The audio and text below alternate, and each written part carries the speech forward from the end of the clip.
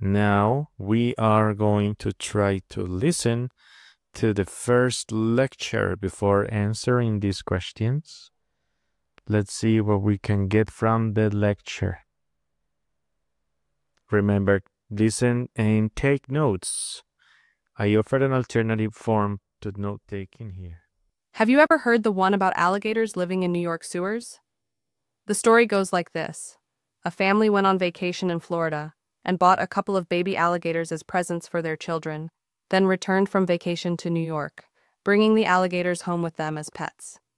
But the alligators would escape and find their way into the New York sewer system, where they started reproducing, grew to huge sizes, and now strike fear into sewer workers. Have you heard this story? Well, it isn't true and it never happened, but despite that, the story's been around since the 1930s. Or how about the song, Twinkle, Twinkle, Little Star? You know, twinkle, twinkle, little star, how I wonder what you are. Well, we've all heard this song. Where am I going with this? Well, both the song and the story are examples of memes, and that's what we'll talk about, the theory of memes. A meme is defined as a piece of information copied from person to person. By this definition, most of what you know, ideas, skills, stories, songs, are memes. All the words you know, all the scientific theories you've learned, the rules your parents taught you to observe. All are memes that have been passed on from person to person. So what, you may say? Passing on ideas from one person to another is nothing new. Well, the whole point of defining this familiar process as transmission of memes is so that we can explore its analogy with the transmission of genes. As you know, all living organisms pass on biological information through the genes. What's a gene? A gene is a piece of biological information that gets copied or replicated, and the copy or replica is passed on to the new generation. So genes are defined as replicators.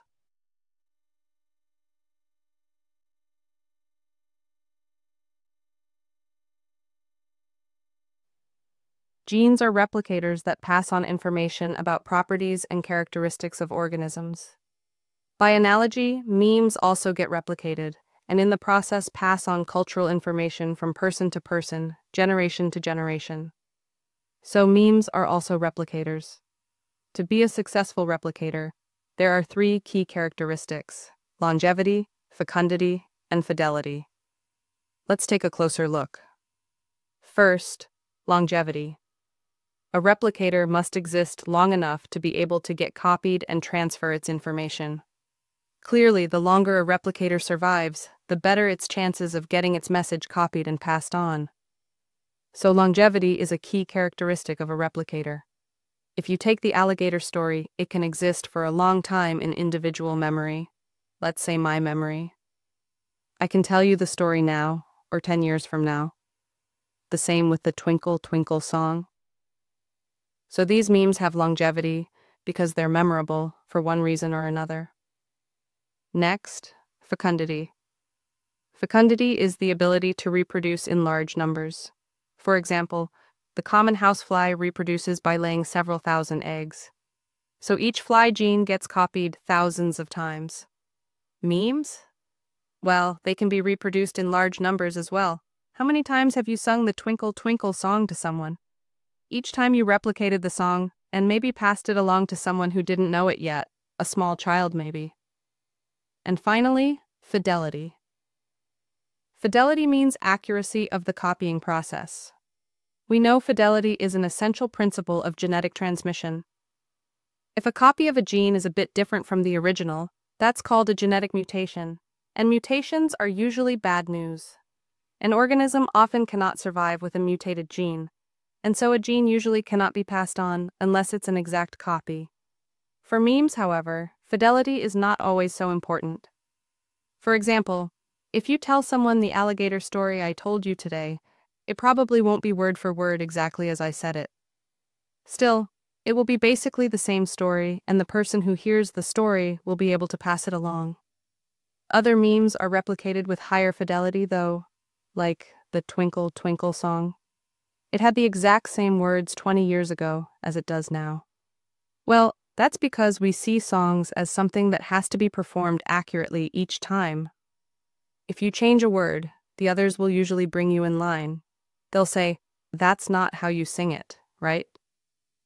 So, you can see how looking at pieces of cultural information as replicators, as memes, and analyzing them in terms of longevity, fecundity, and fidelity, we can gain some insight about how they spread, persist, or change.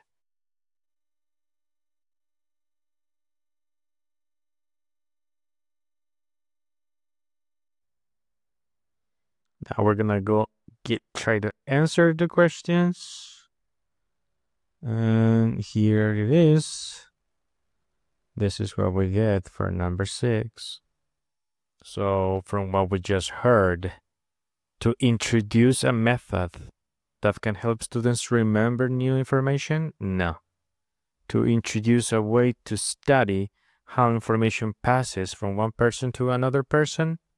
I wouldn't say so, because it's not about studying. To explain the differences between biological information and cultural information. This answer tackles them both. The story about alligators is told, if probably we can check up here, when she talks about the alligators. And this is like an example of what happens when you tell a story, what you call, and that you call a meme. There were these alligators in the sewer system, and this story got replicated from person to person. So in the answers we have, to explain the difference between true and false stories? No. To draw an analogy between alligator productions and culture and transmission? Actually, no. But to give an example of a piece of information that functions as a meme, the story of the alligator functions like a meme, and that's what you wanted to just give out. Meme transfer. Let's try to understand that. Meme transfer. So we have the transformation of memes, the transmission of genes. It's an analogy of that one and the biological part. And this is what happens. You pass them on from generation to generation with a replicator. So what do we have? Telling familiar stories is passing generation from person to person. And sharing feelings, composing original music, and learning a scientific theory. Telling the familiar stories is one of them. And also we can say that learning the scientific theory is also called as a meme, because this is how information is passed on. Let's check up here. Where am I going with this? Well, both the song and the story are examples of memes, and that's what we'll talk about, the theory of memes. A meme is defined as a piece of information copied from person to person. By this definition, most of what you know, ideas, skills, stories, songs, are memes. All the words you know, all the scientific theories you've learned, the rules your parents taught you to observe. All the rules, all the stories, all the science, everything passes on from person to person, and this is how we can identify the definition of meme. Longevity. So we can say that the longevity example is exactly when something exists long enough to be copied. The longer it exists, the better chance it will have to be copied. So longevity in this case is a story that has been changing since it first appeared in the 1930s. Not changing, has to be the same, but a person remembers a story for many years. If you remember a story for many years, it would mean you will have more chances of passing it on. A housefly laying many eggs can be compared with, let's see here.